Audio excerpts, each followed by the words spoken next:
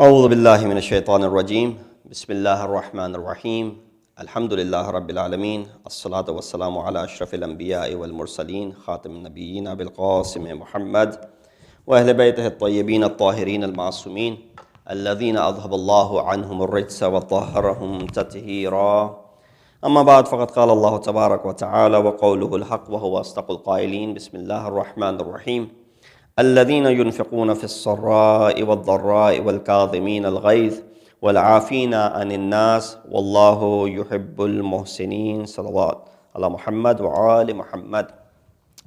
Assalamu alaikum wa rahmatullahi wa barakatuhu. The ayat which I chose for the speech tonight is from Surah Al-Imran, ayat number 134, in which Allah subhanahu wa ta'ala speaks about this important trait, and that trait is in reference to our behavior.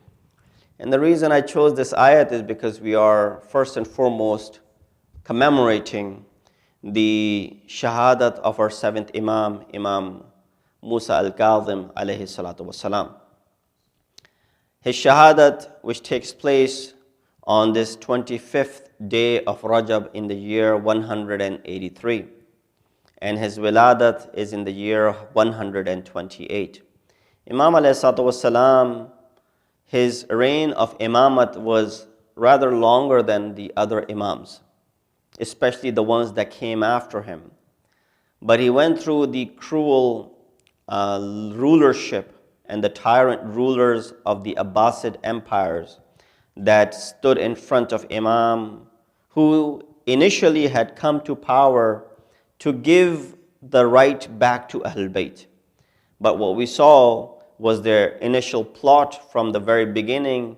They were after the power, they were power hungry, and that's what they did once they were able to establish their empire. Inshallah, tonight in this discussion that we have, in this unusual Shab Jummah that we are having, where majority of the listeners are online, and hopefully you are able to join in. And again, inshallah, we will have on this coming Saturday, at the same time, we will have the Jashan of celebrating Eid Mab'ath and Shab Mi'raj. Inshallah, join us for that live event as well. Just a very quick, brief explanation of this ayat, and leading up to the events that we are going through. Inshallah, I'll try and keep it as concise as possible, although you're all at home in the comfort of your houses, so you don't have to go back home anything. So, I can take all the time I want to, but inshallah, keeping the tradition of our Shab Jummah, the way we usually end things by 9 o'clock, inshallah, I'll try and do that I'll finish so that we have enough time for Ziyarat Warith at the conclusion as well. The ayat that I recited says, those who spend in ease and adversity. وَالَّذِينَ يُنْفِقُونَ فِي السَّرَّاءِ وَالضَّرَّاءِ. Those who spend, whether they're going through difficult time or they're going through adversity or ease, and suppress their anger. وَالْكَاظِمِينَ الْغَيْظِ. Ghayz is this anger which we all have, which we all attribute ourselves to. But the one who is able to suppress this anger is the one who is praised by Allah subhanahu wa ta'ala. And that's one of the attributes of our seventh Imam, Al-Kazim. Not that all the other Imams were not Kazimin al-Ghayth. They were all Kazimin al-Ghayth. But you see more of this in the life of Imam alayhi salatu wassalam. And inshallah, I'll touch upon that point as well. And then Allah says, وَالْعَافِينَ عَنِ النَّاسِ. And these are the people who also forgive others. وَاللَّهُ يُحِبُّ الْمُحْسِنِينَ. And indeed, Allah subhanahu wa ta'ala loves those who are the virtuous ones.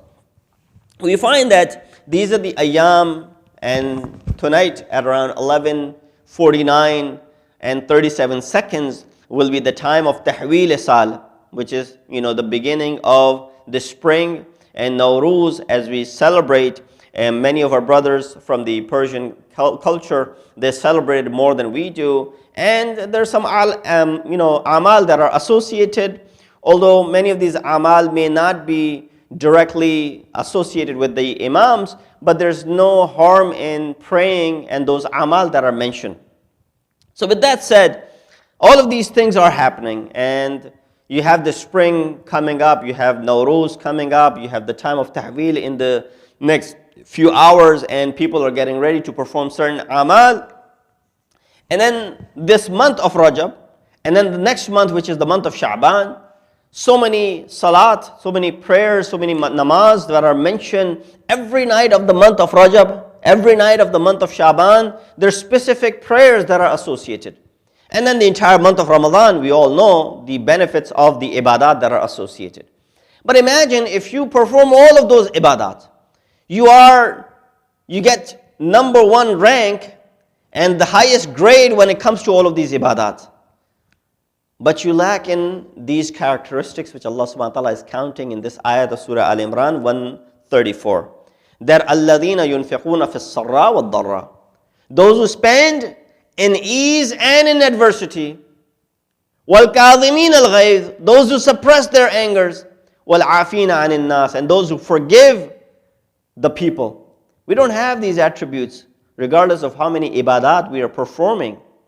I've seen people who are so diligent when it comes to their ibadat, they're so punctual when it comes to their ibadat, but at the time when it comes to their relations with their family members, with their siblings, with their brothers, with their sisters, with their parents, with their in-laws, with their distant relatives, they're at odds with one another. A moment a person would be performing the Salatul Layl and get up for Salatul Fajr, and after Salatul Fajr, you'll see them, doing backbite. They're gossiping. They're slandering another individual. Now the problem is, while you are at one point so ibadat guzar, but right next moment, you go ahead and wipe all of your good amal.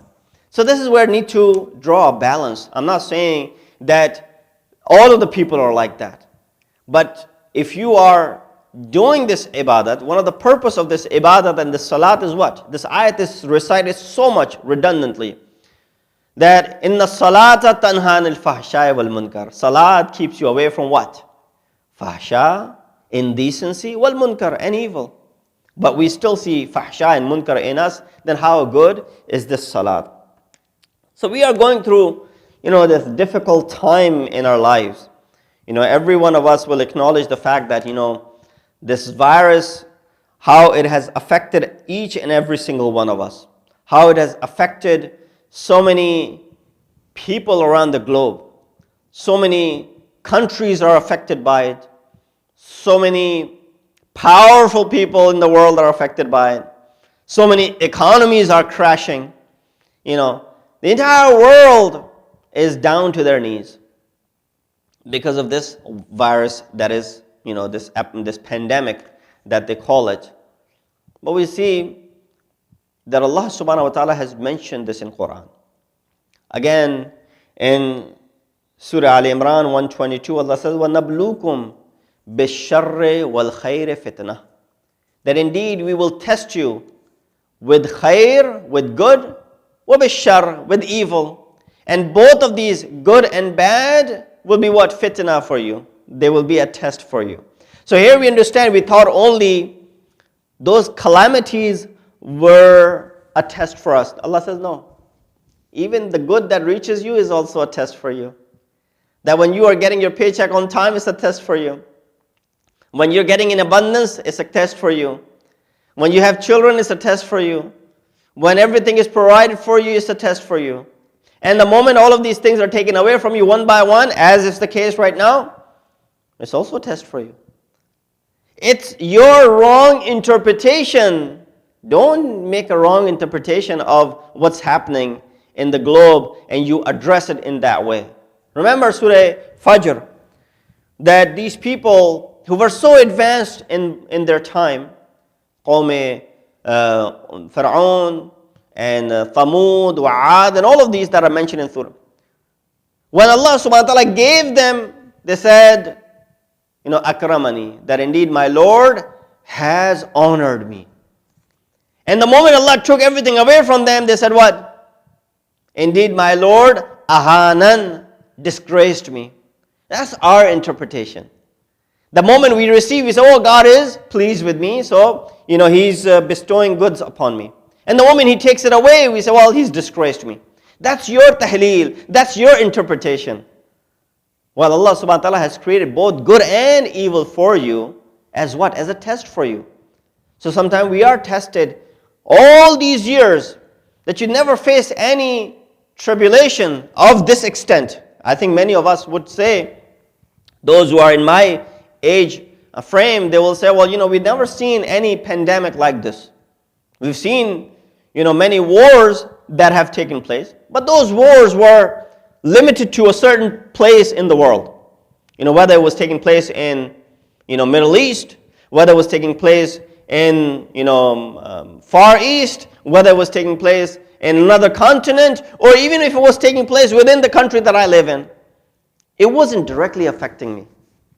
So many of us who are in this age, go back to the 60s and the 70s and the 80s, they say, well, we haven't really, anyone who's lived beyond World War II, in fact, let's just put it that way. Since World War II, we really haven't seen anything like this, in my opinion. I don't know, maybe someone will enlighten me. But at least in my lifetime, I haven't really seen such chaos. Yeah, there have been many calamities that have come. But those calamities were probably limited to a certain part of the world. This is something which is widespread, a global phenomena, which is affecting everyone. One person in your neighborhood is being affected by it. Your whole state is affected by it.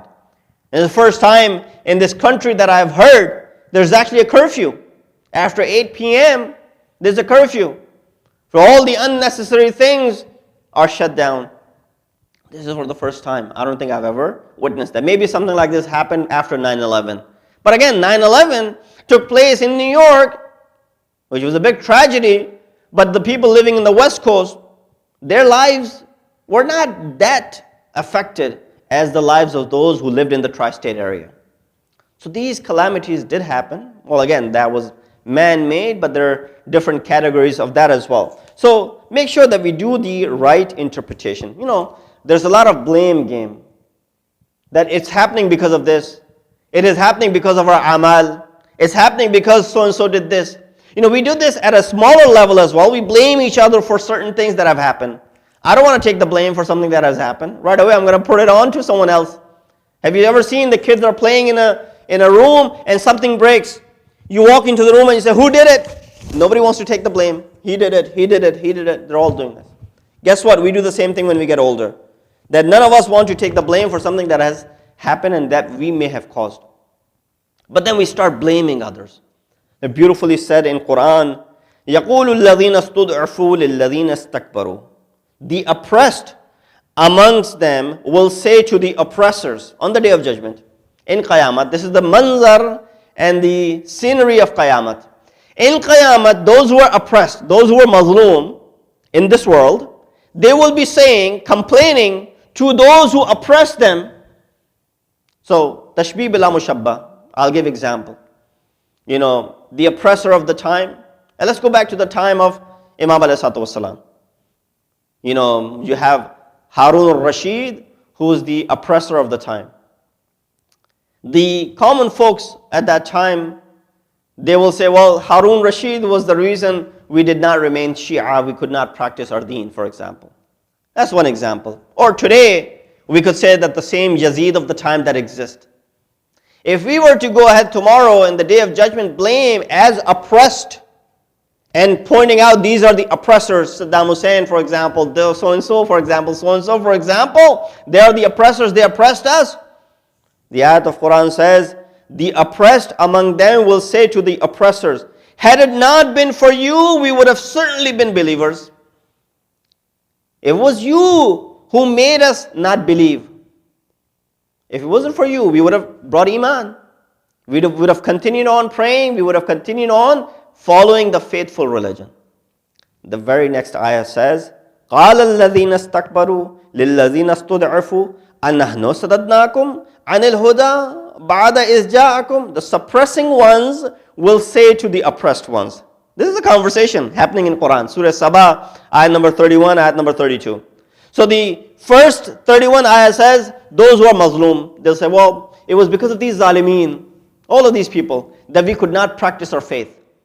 that we were oppressed and we could not do anything.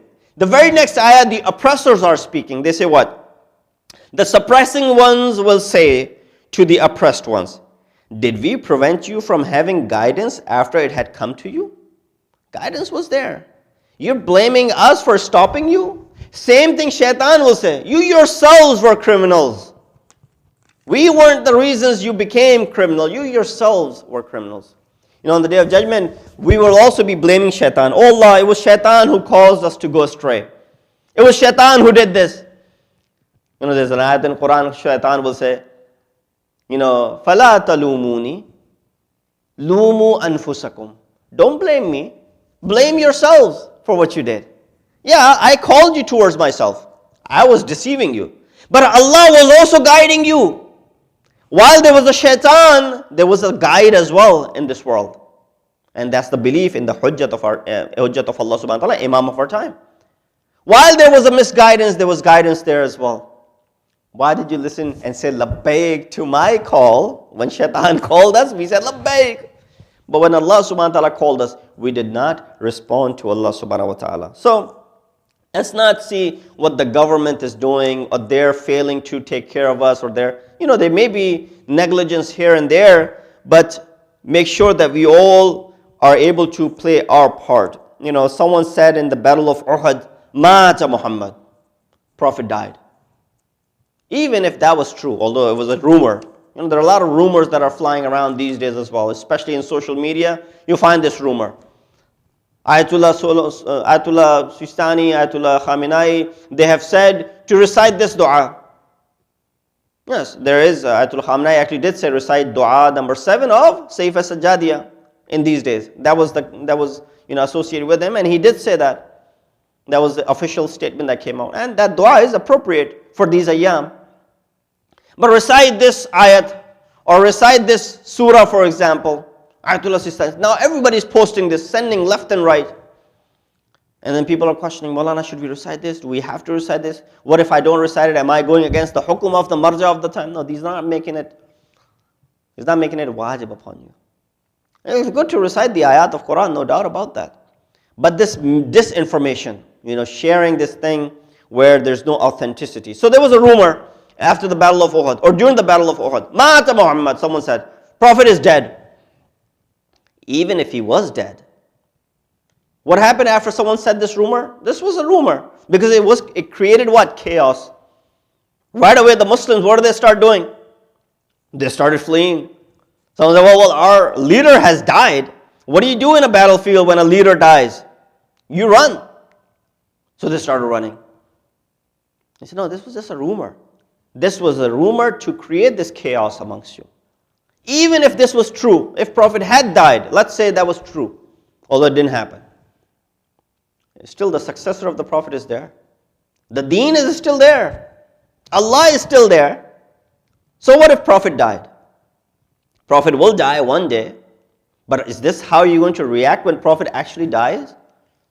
And then the ayat of Quran was revealed. وَمَا مُحَمَّدٌ إِلَّا رَسُولٌ قَدْ خَلَتْ مِنْ قَبْلِهِ الرَّسُولُ أَفَإِنْ مَاتَ. If he was to die, أَوْ قُتِلَ, if he was killed, إِنْ قَلَبْتُمْ عَلَىٰ أَعْقَابِكُمْ. If he was slain, if he was dead, would you then turn back to your pre-Islamic behavior? You're going to go back to that you used to practice? No. That's not how it should be. The leader's death should not bring about this chaos, because leader always has a successor there. And first and foremost, the deen that he has brought, that deen has not perished. كُلُّ شَيْءٍ حَالِكٌ إِلَّا وَجْهَ. Everything will perish except the face and the wajh of Allah subhanahu wa ta'ala. And that wajh is what? That wajh is explained to be this religion of Islam. So with that said, we see this virus indeed has us all scared. No doubt. Especially when it had not reached our country. We were scared about it for the people who were suffering. People in China who were suffering. That's where it began. Then it moved to South Korea, and thousands of people were affected. Then it moved to Iran, and it still is a plague in Iran, right? Still is affecting people in large numbers over there. And we were scared, but we weren't scared that much. And the moment it hit us, it was in the West Coast, so we're still okay. Yeah, we're feeling bad, and then it came toward us. Came to New York, and then you start seeing the numbers rise every single day. I'm sure every one of you are following that app, which gives you the numbers every day that is increasing. And then it came to New Jersey. And then there's an app which actually tells you how far away the person who's affected is close to your house or close to your place. We started following all of this. So yes, it did create, this fear in us, and it scared us. But it's not the end of the world. Those who actually react in the way that they go ahead and hoard all of these supplies as if there's no tomorrow, they have lost hope. These are the ones who have lost hope. Those who've gone out and bought everything they could have because there's no tomorrow. No, they don't know what's tomorrow is going to happen. So they have lost hope, first of all, and they have resorted to this selfish act. People are told to stay home for a good reason, so that they can control the spread of it. And staying home is speaking of that. You're staying home. Is it really a bad thing to be staying home? I know a lot of people have to still go to work, but many of you are working from home. Is it really that bad that you have to stay home, that we're stuck at home? Millions of kids are home now. They're not going to school because of this pandemic. So a lot of people are, I'm not used to staying at home. This is driving me nuts. This is driving me crazy. I want to connect this to what Imam Musa Kazim ﷺ said when he was thrown into jail, in the prison. He's the Imam who spent the maximum prison time. No other Imam stayed in prison longer than our 7th Imam. He went from a prison to a prison to a prison to a prison. It was mentioned 14 years of his life was spent in prisons. 14 years, just imagine. Imam was born in 128 and his shahadat is in 183. That's 55 years, right? If I got the math right. 55 years. 55 years of Imam's life, and he spends 14 years in prison. You know what Imam said? Now, it's not a prison like a luxury. I'm not comparing to your houses. A lot of people say, oh, a house is like a prison. And even if you were in a real prison, the prisons over here and the prisons back then, they were dungeons back then. Imam cannot stand up properly. That's how shallow and low the ceiling is. The difficulty that presented those, and Imam is not sleeping on, nice comfortable bed at night, resting with proper lighting, proper supplies available. He's in a prison, real prison. You know what Imam said when he was in it? This is what he said. And this is what we should be saying as well. This is how Imam looked at that negative prison which he was forced to go into. He did not deserve to go into. He was forced into it. And it was so bad that he could not even stand up in the prison to properly do ruku and sajda, or the qiyam and the ruku in it. Yet these are the words that Imam said. Ilahi, inni kuntu ma as'aluka an tafrighani li ibadatik. O Allah, I had asked you to give me opportunity. Faraghat means leisure time, right? Free time. Faraghat means when you're farigh. Oh Allah, I asked you to give me faraghat, free time, so I can do your ibadat properly.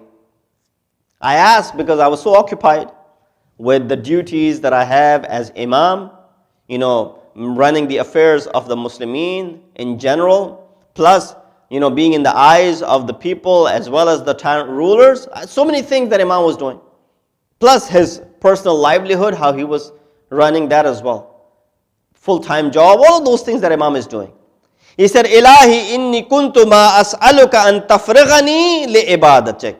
I ask you, oh Allah, I'm occupied with daily routine, that I don't have proper time to, perform your ibadat. That ibadah which is haqqi ibadat. That ibadah which has to be done in the way that you expect it to be done. This is an Imam who's saying, Allahumma wa qad fa'alta. Oh Allah, you indeed provided me that by throwing me into this prison. by giving me this prison time, this, although it's a dungeon that I have been thrown into, falakal hamd. Many thanks to you. Praise to you that you have given me this opportunity that I'm able to worship you properly. Now look at ourselves. You're forced to stay home because of this pandemic. You're not allowed to go outside. You're forced to work from home. Thankful that you are at least able to work from home. Many people are laid off from work. Kids who are home now can't go to school. The colleges, they're off. Universities are closed. You attend your school from home, online, couple of hours, and then you have the entire day to you. What are you doing in that entire day? Are you busy watching the news, on your gadgets, on your phones, watching TV? I don't want to give examples, the majlis of shahadat, but some of these celebrities who've been afflicted with this pandemic, with coronavirus, you see some of their tweets and their statements say, well, stuck at home playing video games all day long. Because you got nothing else to do. But Imam is saying, oh Allah, I ask you for this faraghat, so that I can get away from the daily routine so I can properly worship you. And you gave me that time. فَإِن فَعَلْتَ وَقَدْ فَعَلْتَ فَلَكَ الْحَمْدِ. Indeed, you did that to me. Therefore, thanks to you for having bestowed that opportunity to me. Imam alayhi salatu wasalam gives us this insight, gives us this direction, that this direction you should be heading towards. I want to, again, I'm running out of my time, but there's so much that I could speak here tonight. In these difficult times, of course, we should be as helpful as possible. A lot of time it's not the help that you provide through wealth, but in other ways. There may be elderly in the community who are in need, who may be, of course, because the elderly and those who are immunocompromised, they're unable to, they're more prone to this disease and this virus. It's running more on the elderly. So they may be in need of, running their chores, getting something from outside, and they're unable to go outside. Maybe they don't have a ride. Imam alayhi salatu, seventh Imam says, أَوْنُكَ لِلضَّعِيفِ أَفْضَلُ الصَّدَقَةِ. A lot of people say, Maulana, where should we give sadaqah? Who should we give sadaqah to? Sadaqah this, sadaqah that. Imam says, أَوْنُكَ لِلضَّعِيفِ. Seventh Imam is saying, you helping an elderly, أَفْضَلُ الصَّدَقَةِ. There could not be a better sadaqah than you taking care of an elderly. If there's an elderly in the house, or if there's an elderly in the community, and if they are in need, أَوْنُكَ لِلضَّعِيفِ أَفْضَلُ الصَّدَقَةِ. Imam is saying, this is the best form of sadaqah that you can provide. Take this pearl of wisdom from seventh Imam and make that to be your motto. I said, Imam spent 14 years in different prisons, but Imam didn't complain once. Instead, Imam gave us this beautiful dua. Dua Joshan al-Saghir. We have Joshan al-Kabir, which we recite during Ramadan, but there's also a dua called Joshan al-Saghir. Such a beautiful dua. Last year, at another center, they asked me to do the tafsir of this dua, and I had the opportunity to speak about this dua for some time. I won't go in this dua because I don't have a great deal of time, but Joshan al-Saghir, for repelling enemies and attaining the maqam of shukr in calamities and in struggles, increasing sabr and getting a spirit of liveliness. We're losing the spirit of liveliness. We're losing sabr. We are faced with calamities and we're struggling. And, we're no longer thanking Allah, because what is there to thank, right? That's what we're thinking. This dua is the, antidote for all of those things. It does what? Maqam of shukr it gives you in the time of calamity and struggles. It increases your sabr and it gets you the spirit of liveliness. Dua Joshan Saghir. If a person is stuck in difficulties, read this dua, paying attention to the words and the meaning will bring sense of comfort to you. Go ahead and do that. This dua is there. You can search it online. You don't have to have the book, Mafatul Jinan or any other, you can just go online, duas.org, search Dua Joshan Saghir, boom, the dua will come with translation, with transliteration, read this dua. Because it will remind you of the favors of God that you have, and no one else has those favors. Just one reference about this dua, and I won't go in the details of this dua. In this dua, Imam Musa al-Kadhim ﷺ repeats this sentence 12 times. He says, Ilahi, kam min abdin amsa wa asbaha. How many of your servants who wake up in the morning and who enter into the evening time? وَجَعَلْنِي لِنِعْمَائِكَ مِنَ الشَّاكِرِينَ وَلِآلَائِكَ مِنَ الذَّاكِرِينَ. Allah, make me amongst those who are thankful towards your bounties and those who remember you and remember your blessings. And then this dua continues like that. There's so many beautiful words of this dua that itself could be an entire majlis if we were to go ahead and talk about that. So I will leave it to you to inshallah go ahead and study this dua, which is taught by our seventh Imam, Imam Musa Kazim ﷺ, and it is the perfect dua at the time that we are going through this difficult time, not just to repel this. I'm not saying that this is a repellent toward this disease or this virus, no. But it's something which gives you hope and brings liveliness back to you at the time when you're losing sabr. We lose our patience sometimes. How long is this going to last? So you're losing your patience. Especially those who are struggling. You and I may not be struggling, right? You and I are, alhamdulillah, doing okay. Even with this pandemic, we're doing okay, alhamdulillah. Nobody is suffering from this illness, and inshallah, hopefully nobody does. And it stays that way and it goes away. But there are people who are really, really struggling. And for those people, this is the best dua for them to recite in these times, that it will give them the sabr. It will increase their patience. It will give them a sense of thankfulness, and it will also bring, this sense of comfort to them when they're reciting this dua. So Imam, he spent 14 years in different prisons, but we see that rather he thanked Allah subhanahu wa ta'ala for the time that he was given in the prison. Instead of saying, oh, why am I stuck in this prison? I can't even stand up properly in this prison. How long am I going to stay in this prison? It's so dark in this prison. It's so cold during the night. It's so hot during the day. There's no proper sunlight in this room, in this prison. There's no proper this. There's no proper bed. There's no proper this. None of these things are proper over here. Imam didn't say any of those. Instead, what does he say? Oh Allah, I asked you for faraghat, free time, so I can do your ibadat properly. Now in this prison, I have nothing else to do. I can't go out and meet with people. I can't go out and work. I can't do anything. I'm stuck in this prison. This is the best opportunity for me to do what? To be able to worship you properly. So Imam converted that entire negative into a positive.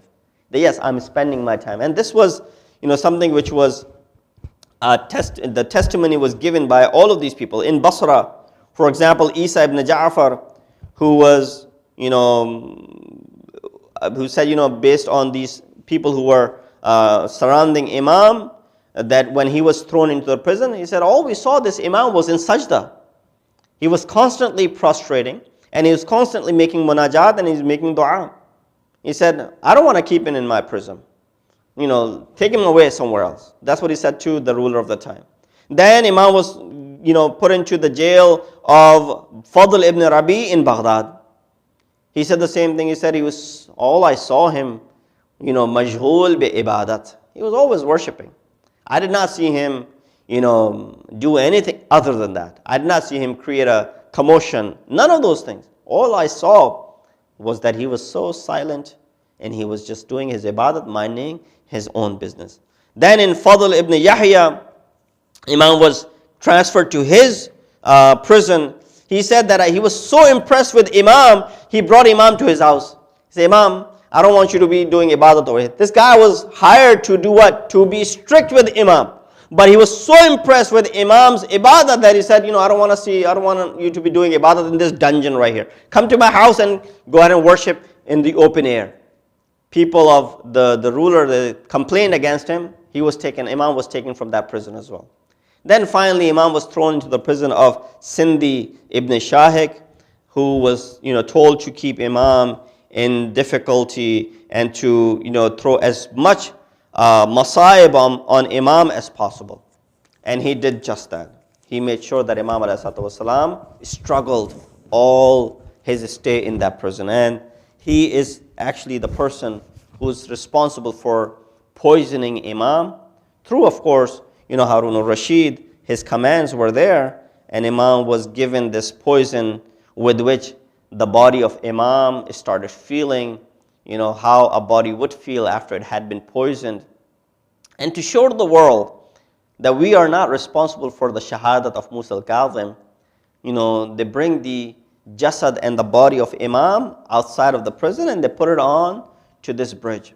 A bridge is the main bridge of Baghdad where the caravans are leaving and then the caravans are entering.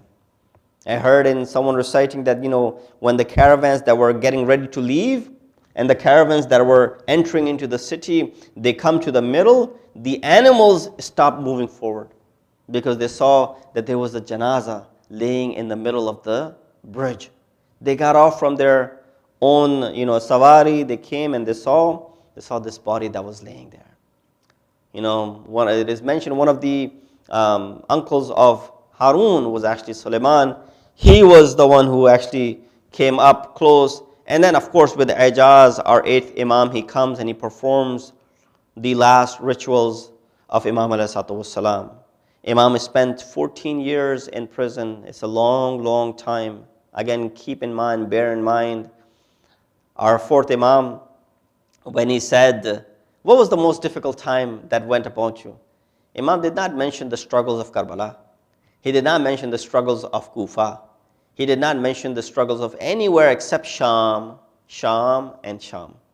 And also because Imam stayed in that prison of Yazid in that Sham. That prison was similar. During the daytime it was hot, sun beating down on them, and during the nighttime it would get cold. Not enough food was given. And that's the reason 4th Imam asked Janab Zainab, that why do I see you, O my aunt, that you're praying while you're sitting down? She said, oh my son, they give us only so little food, so much food that, I keep it for later. I don't eat anything. Because children, they get hungry after a little while. And then they come back and they ask for more food. Where am I going to give them food? So I keep my share so that later on I can give it to the children. Now I haven't eaten in a while. My body is getting frail and I can't stand up to do ibadat. And so Imam ﷺ is also the same in this prison where Imam can't imagine, you can't even properly stand. For many, many years, you can't even properly stand. How would you be in that place? So indeed, there were many difficulties that went about Imam. But we see that today in Baghdad, in that neighborhood of Kalamiyah, when the shahadat of Imam takes place, one of the biggest crowds that gather when there was nobody, when Imam's body was laid on that bridge of Baghdad, but when later on people found out who it was one of the biggest of the janazas that took place. I said, oh Imam, yes, indeed, your martyrdom was very sad. You were killed in oppression, and they portrayed as if you died a natural death. And then they left your body laying on the bridge of Baghdad for 3 days, it is mentioned. But eventually your son performs the last rituals. A large gathering comes and they pray behind, and your janazah takes place.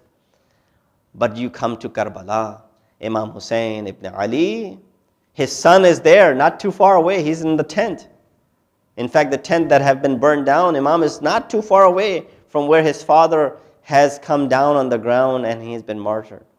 But yet Imam Sajjad, he's unable to come and perform the last rituals. Imam Sajjad could only watch from distance when Sayyid al-Shuhada, his body was laid to the ground. And not only that they slain the body of Sayyid al-Shuhada, they trampled it with the hooves of the horses that ran on top of them. They severed the body of Imam with the head. And yet Imam Sajjad, who's there, who's unable to perform. La yawmaka ka yawmika ya Aba Abdillah. Inna lillahi wa inna ilayhi raji'un. We ask Allah subhanahu wa ta'ala to accept our ibadah tonight. Oh Allah, we've committed a lot of sins. Please forgive our sins. Oh Allah, deal with us on the day of judgment. with your mercy and not with your justice. O Allah, this pandemic that has affected all of us, O Allah subhanahu wa ta'ala, this is the night of ibadat, this is the night of worship. Accept our ibadat, and Allah, with the virtue of this ibadat, you listen to the du'as and the prayers on this night, on this Shab Jum'ah, on the day of Jum'ah. O Allah, remove this pandemic from us. Those who are struggling and suffering, soon they find cure for it and they come out of this illness. May Allah subhanahu wa ta'ala, this is one of the tests that we come out of this test with our heads high and we do not lose hope in your mercy. O Allah, hasten the reappearance of our awaited Imam. Make us amongst the helpers and the soldiers of Imam. Wa akhiru da'wana alhamdulillahi rabbil alameen. Wa tawajjih ziyarat. Allahumma salli ala